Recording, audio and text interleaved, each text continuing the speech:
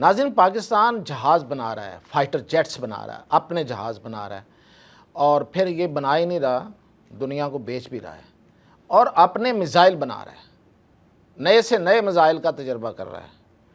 لیکن اب اگلی خبر یہ ہے کہ اب پاکستان اپنی آپ دوزیں بنائے گا، سب میرینز بنائے گا۔ سب میرین کیا ہوتی ہے؟ یہ دشمن پر کیوں سبقت دیتی ہے؟ کیسے ہوتا ہے کہ آپ دشمن کے اوپر اس پہ حاوی ہو جائیں گے؟ اور خاص طور پہ بھارت کے مقابلے میں ہم جب بات کریں تو کیا بھارت کے پاس آبدوزیں نہیں ہیں؟ کیا ہم کوئی انوکھی چیز لے کے آ رہے ہیں؟ اور پھر یہ کہ جتنا بھارت کو خطرہ ہو سکتا ہے اتنا ہمیں بھی خطرہ ہو سکتا ہے بھارت سے، تو ہم اس پہ کیوں اتنے خوش ہو رہے ہیں کہ پاکستان جو ہے وہ 4 آبدوزیں جو ہے وہ ابھی اس کی اتار رہا ہے سمندر میں، اور 4 جو ہے اور بنا رہا ہے خود سے، جو میں نے ابھی کہا ہے آپ کو۔ تو یہ ایسی کہانیاں ہیں، یا اور اگر کہانیاں ہیں تو پھر تو کہانیاں ہیں، لیکن اگر حقیقت ہے تو وہ کیا حقیقت ہے میاں طاہر؟ دیکھیں، سب سے پہلے تو دیکھیے کہ آبدوز زیر آب، یعنی کہ سمندر کے پانی، جو سمندر کا پانی ہے، سمندر گہرا ہوتا ہے، سمندر گہرا کہیں زیادہ ہوتا ہے، کہیں بہت زیادہ ہوتا ہے۔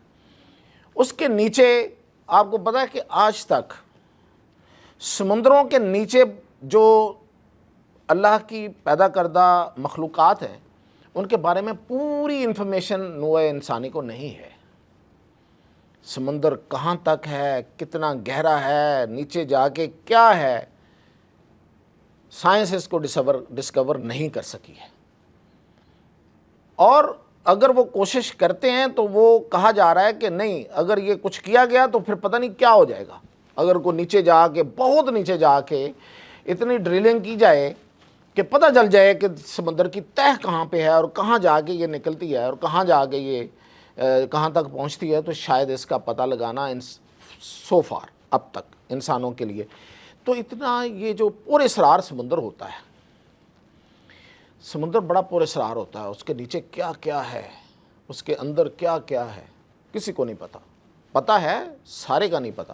تو اس پر اسرار سمندر میں نیچے اتر کے اپنے دشمن کے اوپر شے لگانا، وہ جو ہتھیار ہے اسے کہتے ہیں آبدوز، سب میرین۔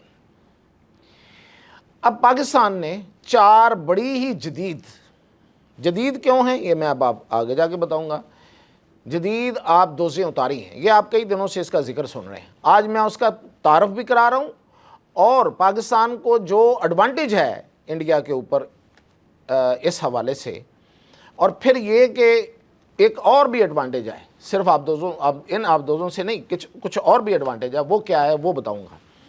تو پاکستان نے یہ 4 آبدوزیں اتاری ہیں۔ ہنگور کلاس اسے کہتے ہیں۔ ہنگور جو ہے یہ بیسیکلی، اس کا نام کیوں ہنگور ہے؟ یہ ہنگور وہ آبدوز ہے جس نے 1971 میں انڈیا کا بحری جہاز جو ہے وہ تباہ کیا تھا، اور یہ ہمارے پاس کو بہت پرانی آبدوز تھی، پرانے وقتوں کی، اس وقت کی بنی ہوئی، لیکن ہمارے جو جان باز ہیں، ہمارے جو ماہرین ہیں، ہمارے جو انجینئرز ہیں، انہوں نے اس کو اس قابل بنا لیا تھا کہ اس نے جا کے تو اس جہاز کو انہوں نے تباہ کر دیا، انڈیا کا جو بحری جہاز تھا۔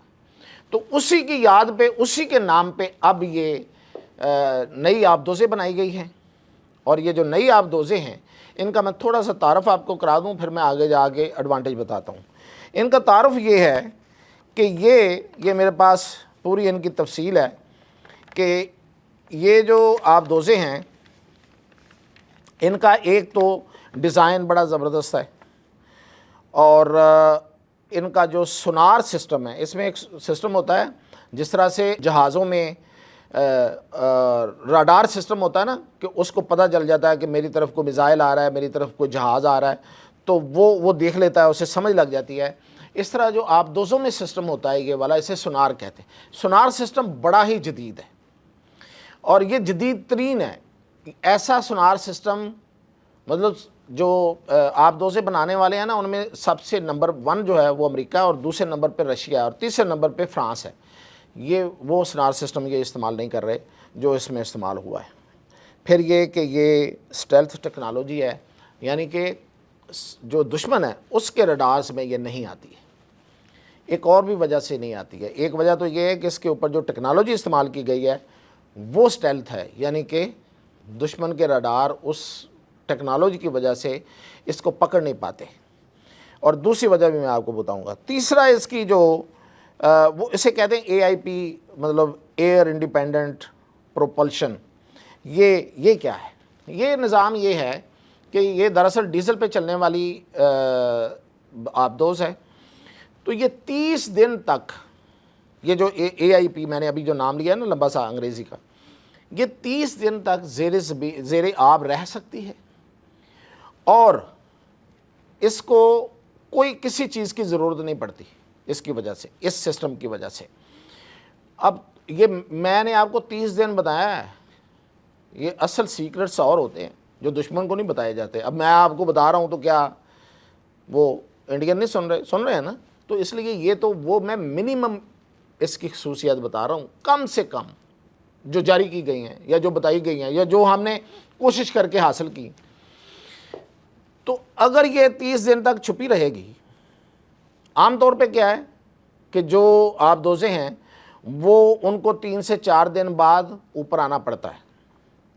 مثلا انڈیا کے پاس جو ہے وہ ہے اسکارپین، ان کی جو انہوں نے فرانس سے لی ہوئی ہے، اور اس کے علاوہ اسکارپین کلاس سب میرین ہے اور ایئر ہنٹ کلاس سب میرین ہے جو انہوں نے روس سے لی ہوئی ہیں. تو ان کو 3 سے 4 سے 6 دن کے بعد اوپر آ کے دوبارہ ڈیزل لینا ہوتا ہے اور اپنی بیٹریز کو چارج کروانا ہوتا ہے. یہ جو میں آپ کو بتا رہا ہوں اس سے یہ مہینوں زیر آب رہ سکتی ہے. اس کی بیٹریز بڑی زبردست ہیں. اب وہ کس طرح کی بنی ہوئی ہیں اسے رہنے دیں، وہ بتانا کو ضروری نہیں ہے، ظاہر ہے کچھ سیکرٹس ہیں. اور پھر یہ کہ اس میں جو میزائل لگے ہوئے ہیں وہ سپر سونک میزائل ہیں. YJ-18 YJ-19 یہ سپر سونک میزائل ہیں، یعنی کہ آواز کی رفتار سے بھی زیادہ تیز ہٹ کرنے والے. اور تارپیڈو YU-6 یعنی کہ جو اندر ہی اندر پانی کے اندر سے جا کے تو کسی بحری جہاز کو یا کسی آبدوز کو جا کے نشانہ بنا سکتے ہیں. اب اس میں دیکھیں آبدوزیں تو میں نے کہا ان کے پاس بھی ہیں، آبدوزیں ہمارے پاس بھی ہیں. یہ میں نے آپ کو موٹی موٹی اس کی چیزیں بتا دی ہیں. اور اگر کچھ رہ گیا تو اس کے علاوہ اور یہ ہے کہ یہ سینسر اس کے بڑے جدید ہیں. لانگ رینج آپریشن یہ کر سکتی ہے، بڑے دور تک جا سکتی ہے. ظاہر ہے کہ وہ اس کی کیپیسٹی دور تک جانے کی ہے تو اس لیے جا سکتی ہے. اور پھر یہ کہ پاکستان اور چین کا یہ مشترکہ منصوبہ ہے. لیکن انڈیا کے مقابلے میں ہمیں کیا ایڈوانٹیج ہے وہ سننے والی بات ہے. دیکھیں ایک تو یہ ہے کہ ماضی گواہ ہے کہ آج تک ہماری کوئی آبدوز انڈیا نہیں پکڑ سکا. زیر آب چھپے ہوئے ہتھیار کو ہر کوئی ڈھونڈنا چاہتا ہے، انڈیا نہیں پکڑ سکا.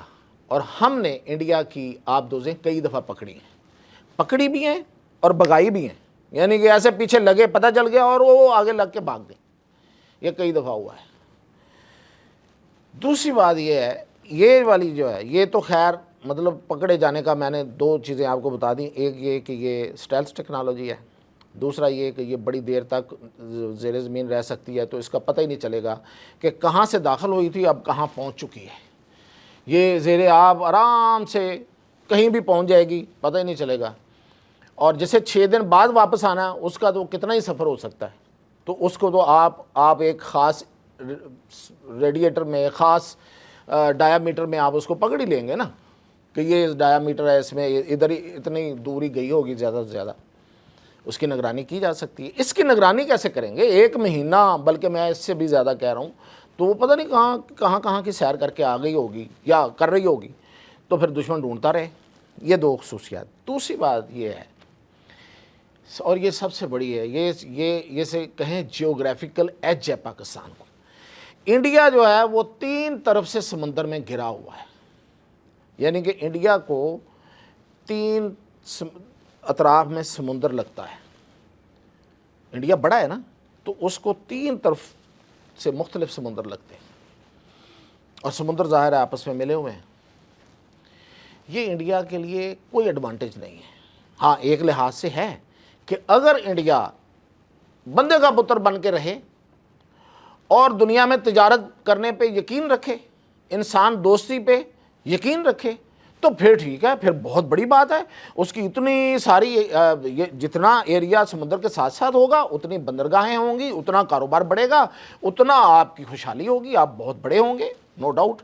لیکن اگر آپ بندے کے پتر نہیں بنیں گے اور آپ بدماشی کریں گے اور آپ اپنے آپ کو اس علاقے کا تھانے دار یا کنٹوٹا بنانے کی کوشش کریں گے، تو پھر آپ تین اطراف سے پانی میں گرے نہیں ہوئے، آپ سمجھیں کہ پھر آپ ویسے گر گئے۔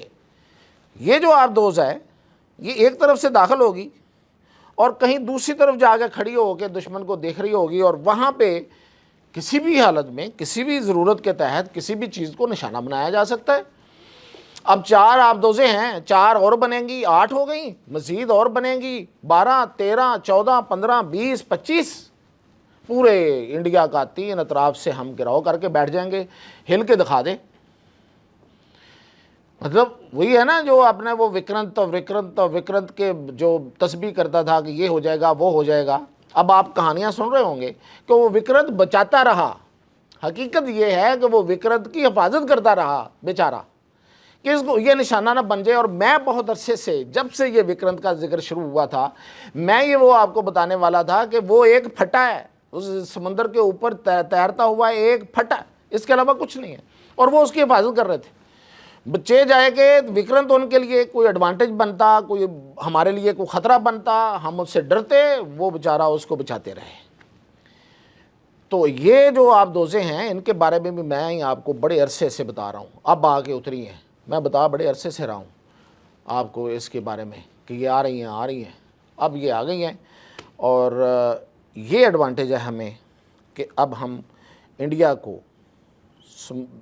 پانی کے نیچے جا کے 3 اطراف سے گھیریں گے اور اس جگہ سے ماریں گے جہاں سے وہ سوچ بھی نہیں سکتا۔ اجازت دیجیے۔